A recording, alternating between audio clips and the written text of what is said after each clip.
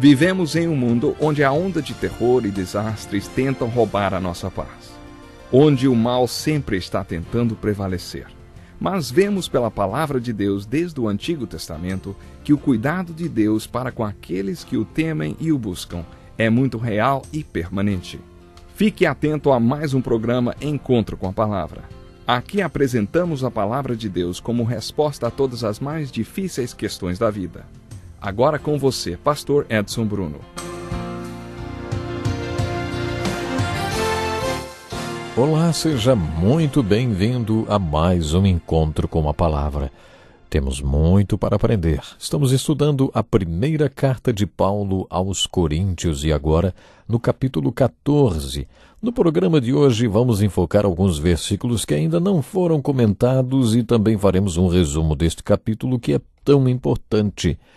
A partir do versículo 33 encontramos as seguintes palavras de Paulo: Pois Deus não é Deus de desordem, mas de paz.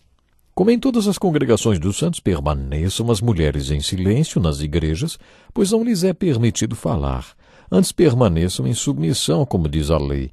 Se quiserem aprender alguma coisa, que perguntem a seus maridos em casa, pois é vergonhoso uma mulher falar na igreja. Acaso a palavra de Deus originou-se entre vocês? São vocês o único povo que ela alcançou? Se alguém pensa que é profeta ou espiritual, reconheça que o que lhes estou escrevendo é mandamento do Senhor. Se ignorar isso, ele mesmo será ignorado. Portanto, meus irmãos, busquem com dedicação o profetizar e não proíbam o falar em línguas, mas tudo deve ser feito com decência e ordem. Encerrando este capítulo tão importante, Paulo dirige uma palavra às mulheres na igreja, gerando uma passagem muito controversa. Parece que o capítulo 14 é todo feito de controvérsias. Como já comentamos, a igreja de Corinto estava dividida por causa da questão do dom de línguas. Ainda hoje, a manifestação dos dons é um fator divisor nas igrejas, principalmente nos últimos 30 anos, em consequência do avivamento ou o movimento carismático. A questão do papel da mulher na igreja é muito importante. Não há dúvidas de que o versículo 34 deste capítulo deve ser visto com muita atenção. Paulo afirma no versículo 35 que é uma vergonha a mulher falar na igreja. De acordo com alguns teólogos, a palavra falar poderia ser traduzida por conversar ou papear. Mais uma vez devemos nos lembrar do contexto desta igreja que Paulo se dirigiu.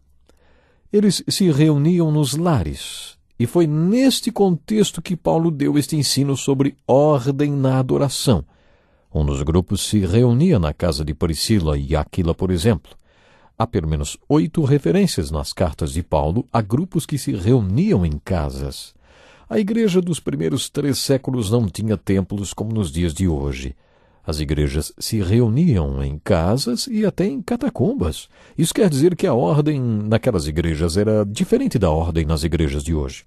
Devemos ter isso em mente quando estudamos todas as instruções de Paulo sobre a ordem nos cultos, como é o caso dos versículos 34 e 35 de 1 Coríntios 14. Aparentemente, de acordo com os estudiosos, quando eles se reuniam nas casas, mesmo nas cidades gentis, seguiam a ordem do ritual das sinagogas judaicas, onde as mulheres se sentavam de um lado e os homens de outro lado. Aparentemente, as mulheres ficavam papeando umas com as outras. Pode ser até que durante um ensino, uma ou outra chamasse o seu marido para lhe explicar o que estava sendo ensinado, principalmente se o professor fosse alguém como Paulo. Deve ter sido por isso que Paulo disse: se quiserem aprender alguma coisa, que perguntem a seus maridos em casa, pois é vergonhoso uma mulher falar na igreja.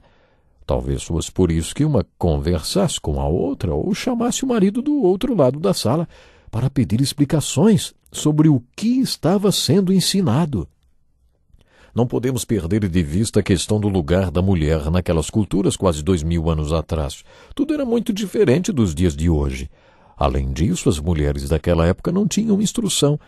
Este é um fator que não deve nos levar a desconsiderar totalmente esta passagem sobre o papel da mulher na igreja. Devemos considerar as Escrituras como fizemos com o capítulo 11 de 1 Coríntios, distinguindo o que é supracultural e o que é cultural. No capítulo 11, Paulo falou que era uma vergonha a mulher ter cabelo curto. Isso porque na cidade de Corinto, por exemplo, esta era uma marca das prostitutas. O cabelo de uma mulher temente a Deus, portanto, deveria ser longo. Esse era um fator cultural e nós devemos abordar o texto fazendo esta observação. Na maioria das culturas de hoje, esta marca não existe, por isso o que Paulo falou não é aplicável. Mas existem outras questões que são supraculturais. Não podemos pegar todas as passagens bíblicas sobre o papel da mulher na igreja e jogar tudo fora por causa das diferenças culturais. Talvez Paulo estivesse se referindo ao ti-ti-ti das mulheres umas com as outras, ou ao fato de uma ou outra chamar o seu marido durante o culto. Com certeza, Paulo andou observando isso. No capítulo 11 desta mesma carta, Paulo falou sobre a mulher profetizar ou pregar, e diz que ela deveria ter sua cabeça coberta para estas ocasiões. É óbvio que para a mulher orar ou profetizar, ela precisa falar. Por isso, os versículos 34 e 35 não querem dizer que é absolutamente errado uma mulher pronunciar alguma palavra ou falar de alguma forma durante as cerimônias da igreja. Existe outra possibilidade de interpretação para esta passagem das Escrituras. Como já destacamos várias vezes, devemos sempre considerar uma das regras de um estudo bíblico ou da hermenêutica: o contexto. Devemos sempre considerar o contexto no qual o texto estudado está inserido. O contexto dos versículos 34 e 35 tem a ver com a ordem durante os cultos da igreja.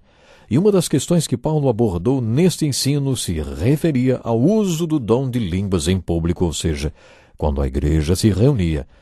Mas como podemos resumir tudo o que Paulo falou sobre o uso do dom de línguas no meio da igreja? Sem nenhuma dúvida, ele desencorajou o uso desse dom, mas não o proibiu. Ouça os versículos 39 e 40. Portanto, meus irmãos, busquem com dedicação o profetizar, e não proíbam o falar em línguas. Mas tudo deve ser feito com decência e ordem. Paulo nos proibiu de proibir o dom de línguas. Ele diz que deve haver ordem quando a igreja se reúne e há manifestação de línguas. Por exemplo, não falar mais de 2 ou 3 durante a mesma reunião. Isso está no versículo 27. Se, porém, alguém falar em línguas, deve falar 2, no máximo 3, e alguém deve interpretar, ele diz. Tem que haver interpretação, para que outros na congregação sejam edificados. Sem interpretação, a pessoa que fala em línguas fala apenas consigo mesma e com Deus. Se não houver intérprete, fique calado na igreja, falando consigo mesmo e com Deus. É importante observar que foi neste contexto, falando sobre a manifestação dos dons, que Paulo instruiu as mulheres a permanecerem em silêncio. É possível que a questão da mulher permanecer em silêncio se aplicasse a esta situação, mas não podemos ser enfáticos nesta afirmação. De qualquer forma, por apenas estes 2 versículos 34 e 35 de 1 Coríntios 14, não dá para construir uma doutrina sobre o lugar da mulher na igreja. Estude o que o apóstolo Paulo diz sobre o lugar da mulher na igreja no capítulo 11 e em outras passagens bíblicas.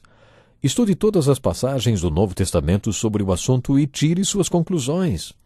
Não se baseie em apenas 2 versículos para fundamentar algum ensino, principalmente se os 2 versículos estiverem fora de seus contextos. Preste atenção no que Paulo falou nos versículos 37 e 38. Se alguém pensa que é profeta ou espiritual, reconheça que o que lhes estou escrevendo é mandamento do Senhor.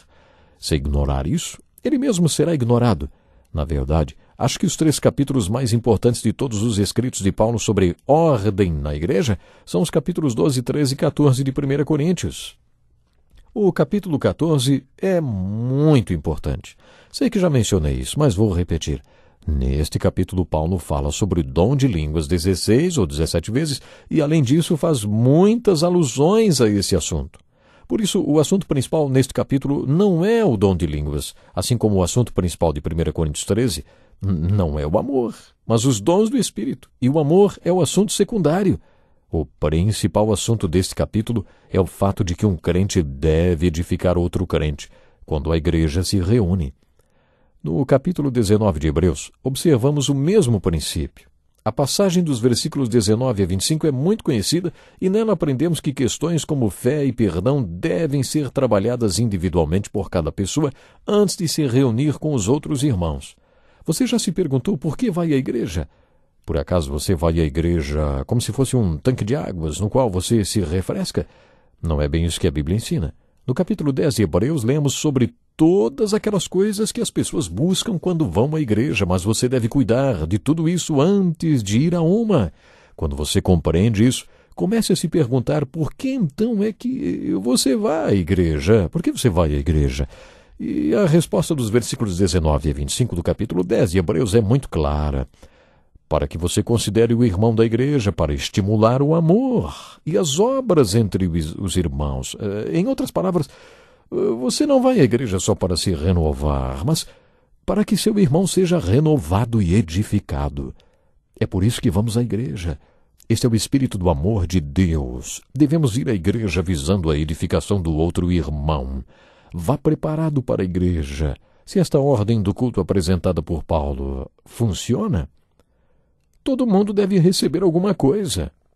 A ordem do culto apresentada por Paulo sugere que cada um tem algo a receber quando vai à igreja. Todo mundo tem um salmo, um ensino, uma revelação. O que a pessoa esperar receber na igreja deve levar também para compartilhar com outras pessoas.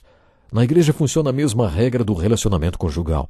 Se você entra neste relacionamento pensando apenas no que vai tirar dele, talvez não tire nada, porque provavelmente será isso que a outra pessoa estará pensando também. Os dois são esponjas e ninguém está disposto a dar, só a sugar e a receber. Se nos relacionamos com outra pessoa dispostos a dar e a ter consideração por ela, a edificá-la ou a levá-la ao amor e às boas obras, assim como um casamento pode ser transformado de um inferno para um céu, o mesmo pode acontecer na congregação, quando os irmãos se reunirem neste espírito. Faça a você mesmo esta pergunta sobre a igreja da qual você faz parte. Como é o relacionamento entre os irmãos quando se reúnem, hein? Estude este capítulo para que você receba do Espírito Santo uma resposta inspiradora à pergunta sobre como deve ser quando os irmãos da sua igreja se reúnem. Isso, estude esse capítulo pensando nisso. Espero você para o próximo encontro com a palavra, mas antes deixe eu sublinhar mais uma coisa muito importante. Não esqueça da pergunta que eu sugeri. Faça para você mesmo essa pergunta sobre a igreja que você está frequentando. Como é o relacionamento entre os irmãos quando se reúnem? Procure viver um relacionamento de amor, de fé. Procure compartilhar a graça de Deus. Que o Senhor Deus possa lhe abençoar grandemente. Até o próximo programa. Que lição importantíssima. Obrigado, Pastor Edson Bruno. Prezado ouvinte, coloque em prática o que você ouviu aqui. Sem dúvida, sua vida será grandemente abençoada. Este é um estudo escrito pelo Dr. Dick Woodward, na voz do Pastor Edson Bruno. Escreva-nos e solicite o material. Nosso endereço é Encontro com a Palavra, Caixa Postal 2011, CEP 89201-970, Joinville, Santa Catarina. Até o nosso próximo encontro com a Palavra.